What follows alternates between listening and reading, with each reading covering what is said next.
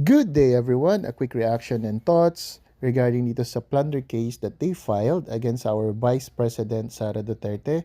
And let's listen to one of the prominent person that is currently involved dito sa plunder case.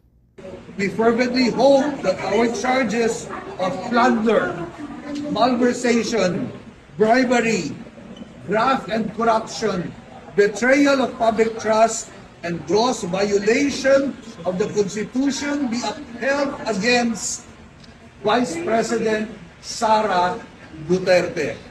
And she at least be called upon to account, one, on hundreds of millions of confidential funds that she plundered.